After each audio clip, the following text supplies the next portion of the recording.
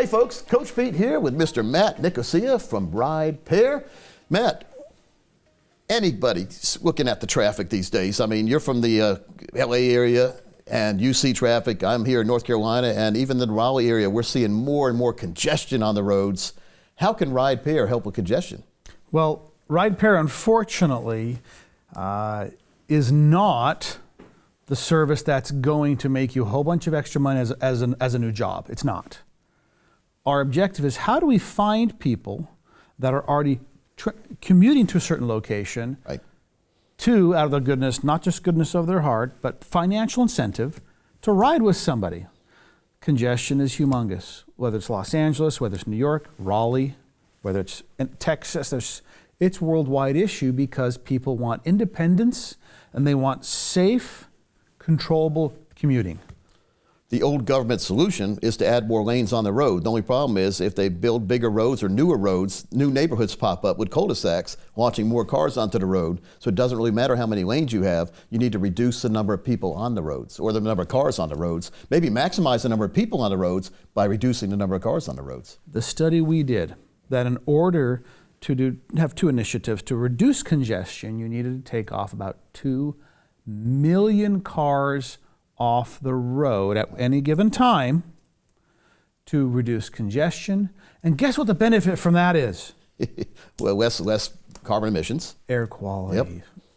Yep. That's a good benefit. As commuters, we can improve our air quality through pairing. Absolutely. And the congestion issue. You want to speed your ride to work. You want to have less frustration, the frustration that comes with driving and commuting, all the road rage. If you're with a person you enjoy to be in the car with, and you're enjoying your commute, your anger levels are down, you're getting faster. So much happens when you pair to improve your life. You don't quite pay as much attention to the fools around you when you're having a good time in the car. Absolutely. If you're having a bad day anyway, it's going to be worse if you don't have anybody to distract you except for all the people around you, not using turn signals, cutting you off, those kind of things. Tailgating. And we got to get those 2 million cars off the road worldwide. Now, let's talk about this. You've talked about the advantage of AI, artificial intelligence, to reroute folks to get them to the same place they're going with less congestion. Well, think of a city. Think of a county. Actually, let's go back to homeowner. You look at your tax bill and they say how much they're taking from your taxes going towards roads. Yeah. Wouldn't you want to maximize the life of that road? Sure. Now, cities, counties, states, federal governments, they have lifetime values on roads based on how much traffic is on those roads. Correct. And if I'm a city and I'm seeing that traffic is going, whether it be I want to decongest it or I want to improve the life of that road, if I really want people to take different routes, right now, what do they do? Nothing. Well, you try to take maybe an exit ramp yourself and try to funnel yourself through the neighborhoods and maybe get lost on a dead-end street. Correct. That's not a good solution. But what if you could get paid to reroute? But the system will reroute you so you know you're going to get to where you're going. Correct. Yeah. Well, that makes sense.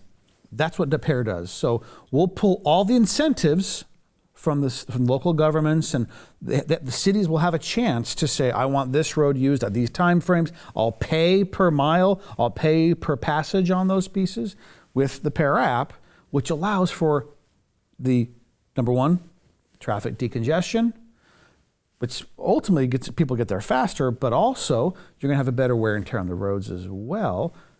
And if people only get paid by pairing to do so, better air quality. Makes a lot of sense. Now, when we talk about congestion, that's a big word. It can be a cold. In flu season, you get congestion, but when we're talking about traffic, we need to reroute ourselves. We need to make sure we're not stuck in traffic for hours on the road. But then once you finally get to your destination, Matt, in big cities, congestion part 2, trying to find a parking space. Yes. You don't have to worry about that if you're using the RidePair app. If you're a passenger there, you can drop right off where you want to go. And you have your pair pool, so you've already paired with where you're going, and you have people that have like-minded individuals, so you want to pair with them. You're going to save the parking congestion, which for those of us that do commute or have commuted in the past, that's a big issue. What about someone who wants to pre-plan? Now, Pair is a one-way app, so you get dropped off. You need to make sure you get a ride home. You can look ahead of time and put where you want to go, like in 2 days or maybe this afternoon, and then other people that are on the app can say, hey, I'm going to be in your same area. I'll pick you up and bring you home. Excellent question. So think of pair kind of like you're almost like a flight structure. Yep. I want a one-way, I want a two-way. We've built all that in, and you pair those rides with people in your pair pool. So you're constantly building your pair pool, and you're pre-planning things ahead of time. So it's not just a one-way. So the system does all that work behind the scenes for you. It does. Yeah. We actually view it more of a round trip as the default, because most people are going someplace and returning, and we've tracked that to create the carbon credits. Right. But there is the option of one-way unless you want to do something else in between. But you do that within your pair pool of like-minded individuals, which reduces the stress and frustration, allowing you to make money or get paid to pair. So it gives you freedom to ride on your terms. Freedom Basically. to ride on your terms. Very good, folks. Again, if you want to find out more information, the QR code's here on the screen, as well as the website. Download the app when it's available in your area.